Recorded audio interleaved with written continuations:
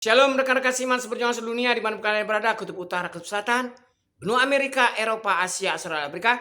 Shalom Washington Yerusalem. Sebelum kita membahas firman Tuhan Yesus, mari kita memuji Tuhan Yesus dengan lagu ku menang bersama Yesus Tuhan. Ku menang di dalam peperangan. Ku menang atas segala setan. Haleluya, haleluya, ku menang. Seperti menang apa? Menang misalnya ngerebut IP, merebut Tanah Abang, bukan ke sana. Atau menang menduduki kantor DPR, menang menduduki kantor polisi Belanda, bukan ke situ. Menang apa? Menang karena atas iblis.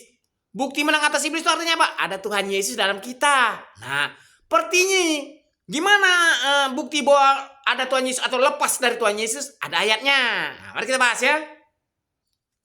Bagaimana seseorang bisa lepas dari Tuhan Yesus? Ini di ayat firman Tuhan Yesus. Ditulis di Galatia 5 ayat 4. Kamu lepas dari Kristus jika kalau kamu mengharapkan kebenaran oleh hukum Taurat.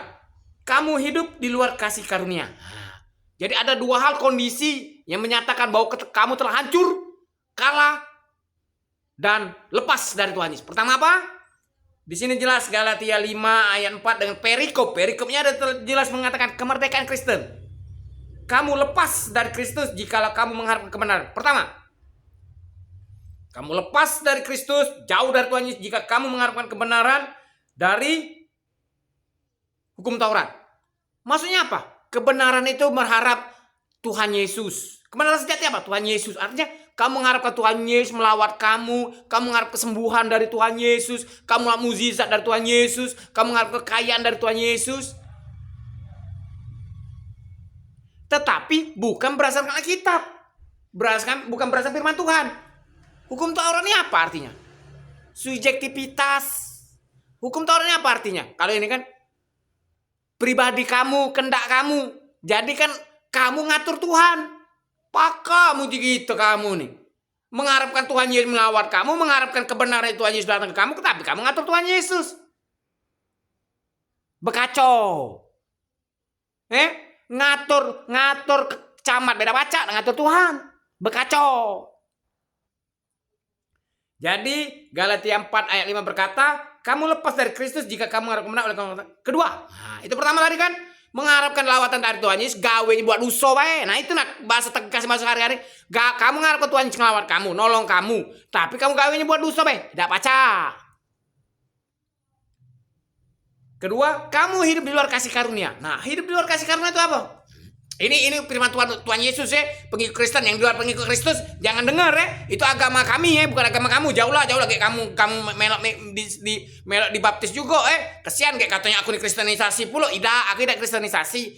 Aku cuman ngomong firman Tuhan untuk yang percaya Tuhan Yesus. Kamu kan percaya Tuhan Yesus, jangan dengar ya, tutup kuping. Yang tidak percaya Tuhan Yesus tutup kuping.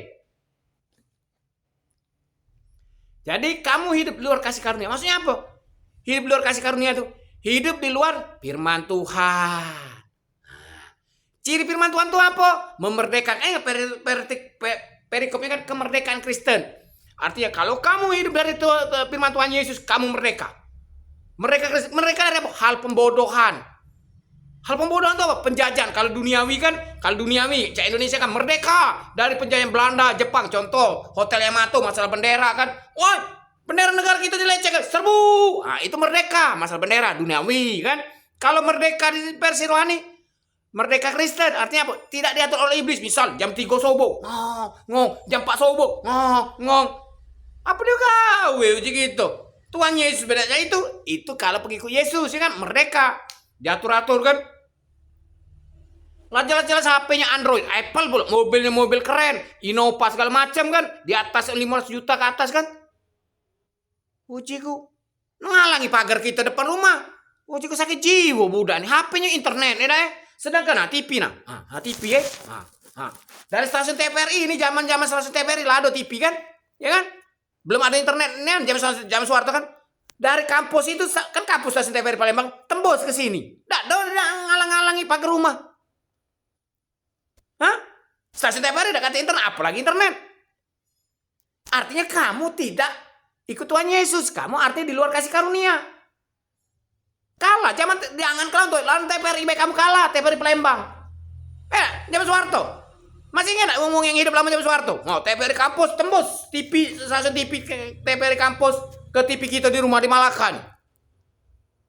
Kata internet, belum ada Alphard, belum ada Pajero, masih mobil odong-odong galam cakap tuh kan. Tembus, tak perlu ngalangi pagar mobil di depan rumah. Apa gunanya ya ketawa nganggur di rumah? Zaman Soeharto dulu, ayo kerja. Zaman ini nganggur. Dilindungi polisi Belanda. Bendera merah putih dileceh ke. Artinya kamu di luar kasih karunia. Artinya apa? Kamu lepas dari Yesus. Menang dong kami. Polisi Belanda ada. Kalah. Baru jadi wong Indonesia. Oh, waktu zaman Soeharto udah hidup zaman TVRI belum ada internet lupa. Lupa, belum hidup zaman Soeharto. Jadi tak tahu, budak-budak kecil ini kan tak tahu zaman Soeharto kan. Atau sudah hidup zaman Soeharto, tapi tidak ada TV Oh, kesian tidak ada TV, tidak ada radio zaman Soeharto kesian miskinian kamu nih berarti dari zaman Soeharto Zaman Soeharto tidak ada TV kamu tidak ada radio, tidak ada apa telepon rumah itu kan, itu kabel-kabel telepon rumah kan, tidak ada. Oh, berarti kamu wajar, gampang dibodoh-bodohi gampang dibodoh-bodohi, ditolol-tolol, dibengak-bengai kan. Zaman Soeharto lah ada TV, lah ada radio, lah ada telepon rumah, tidak ada yang ngalangi dari depan rumah kan, ngomong parkir motor kan, ngomong gas kan, macing-macing emosi lah ada Soeharto. Oh, lamunian kamu nih miskin berarti kasihan dari zaman Soeharto sampai reformasi masih bodoh kamu Polisi Belanda masih bodoh kamu polisi Belanda. Dari zaman Soeharto sampai reformasi masih bodoh contohnya Gama dibunuh kan, ditembak, ngompong tawuran bahagia kamu bodoh polisi Belanda dapat obat-obat tidak jero-jero. Kecuali kalau ini zaman Soeharto masih mending ini zaman reformasi astaga. Zaman reformasi masih nak bodoh-bodohi polisi Belanda nih boleh lah bahagia bodohnya, bertahan dengan bodohnya Jarang kayak gitu. Jarang di Amerika waktu dikuasai oleh Joe Biden kan melawan mereka kan. Tak mau kami dibodoh-bodohi lagi, cukup zaman Joe Biden. Berbalik ikut Trump. Kamu betah bodoh-bodohi. Kita ini bodoh-bodohi berbalik. Lah masak kamu tuh berarti lah jadi lah jadi lah mateng betah bahagia bodoh Joe Biden aja yang kasih Amerika kan. Joe Biden marah mereka, kita ini bodoh-bodohi, berbalik mereka polisi Amerika kan, ingat polisi Amerika tuh kan ada di YouTube kan, mukul pendeta kan, hai pendeta nikahkan sejenis atau atas undang-undang hukum negara Amerika nikahkan sejenis. Sadar mereka, kita berdosa, ngapain maksa orang nikah sejenis di gereja atas undang-undang, berbalik kan. Artinya mereka tidak mau dibodoh-bodohi terus, cukup zaman Joe Biden kan. Kamu kok betah dibodoh-bodohi? Hebatnya polisi Amerika langsung refleksi, langsung evaluasi kan. Kita dibodoh-bodohi di zaman Joe Biden karena memaksa orang untuk menikahkan sejenis berdasarkan hukum negara. Kamu hukum negara tidak ada tapi maksa mau dibodohi orang Hebatnya kamu nih. Hukum negara tidak ada tapi maksa bodohi orang. Balik mana kamu nih?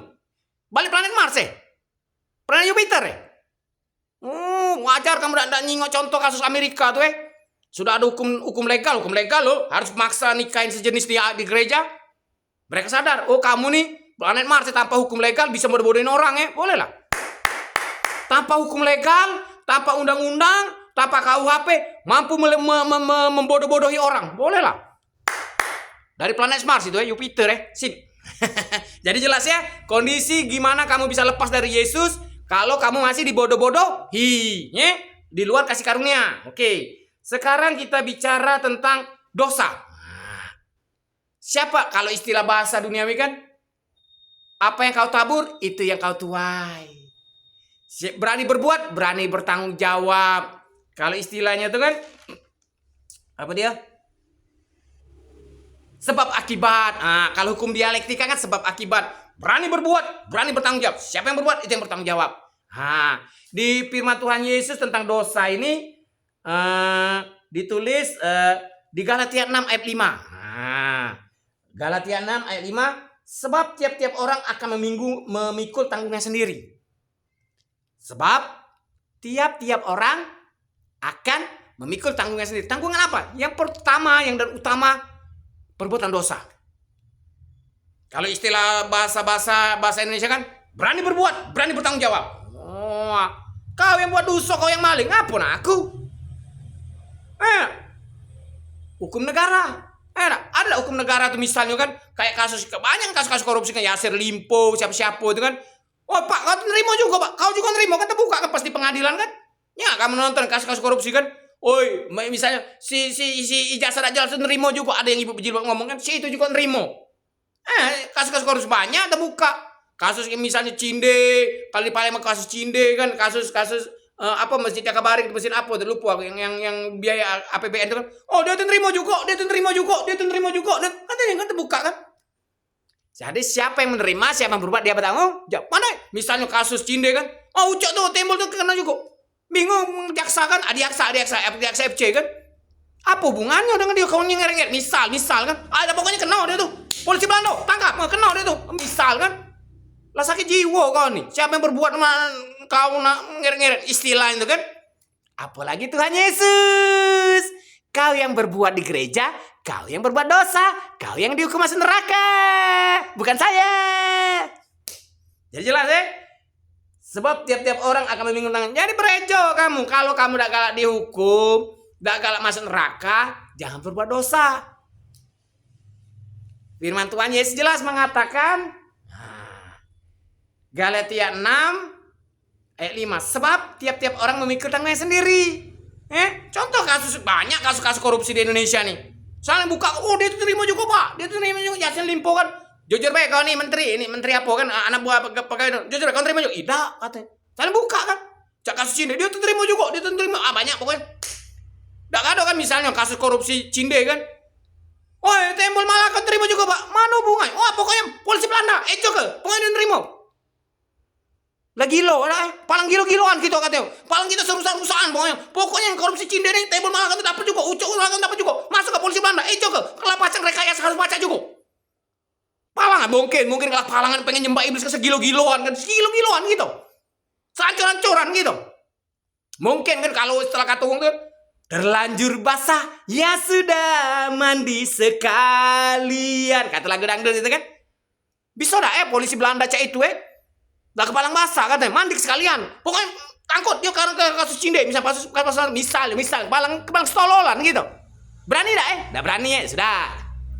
Maksud aku lah kepalang ada Adiaksa FC, Bayangkara FC, kepalangan. Berani dah Aku masih takut dengan Pancasila? Masih takut Sudah, kalau masih takut Pancasila terima kasih Tuhan Yesus, mereka masih takut dengan Pancasila. Oke teman-teman, jadi jelas ya. Pertama, bagaimana kondisi kamu lepas dari Tuhan Yesus. Kedua, tentang dosa. Siapa yang berbuat, dia harus bertanggung jawab. Tidak ada urusan dosa tetangga kita yang nanggung. Dosa kita tetangga nanggung. Tidak ada cerita. Dosa tanggung dede. Oke, teman-teman semuanya. Alif Yesus Abjimin, Tuhan Yesus menang, Jimin menang. Semangat merdeka. Tuhan Yesus menang, Jimin menang, saya menang, dan keluarga kita semua menang. Amin.